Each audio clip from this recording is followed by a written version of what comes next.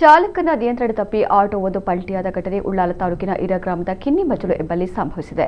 ಉದ್ಯಾವರ ಮಾಡ ಕ್ಷೇತ್ರದಲ್ಲಿ ನಡೆಯುವ ಜಾತ್ರಾ ಮಹೋತ್ಸವಕ್ಕೆ ತೆರಳಿ ಚಟ್ಟೆಕಲ್ಲು ಮನೆಗೆ ವಾಪಸ್ ಆಗುತ್ತಿದ್ದ ವೇಳೆ ಚಾಲಕನ ನಿಯಂತ್ರಣ ತಪ್ಪಿ ರಿಕ್ಷಾ ರಸ್ತೆಯಿಂದ ಪಕ್ಕದ ತೋಟಕ್ಕೆ ಪಲ್ಟಿಯಾಗಿದೆ. ರಿಕ್ಷಾದಲ್ಲಿ ಚಾಲಕ ಸಹಿತ 4 ಮಂದಿ ಪ್ರಯಾಣಿಸ್ತಾ ಇದ್ದು, ಅದೃಷ್ಟವಶಾತ್ ಯಾವುದೇ ಗಂಭೀರ ಗಾಯಗಳಿಲ್ಲದೆ ಪ್ರಯಾಣಿಕರು ಪ್ರಾಣಾಪಾಯದಿಂದ ಪಾರಾಗಿದ್ದಾರೆ ಎಂದು ತಿಳಿದುಬಂದಿದೆ.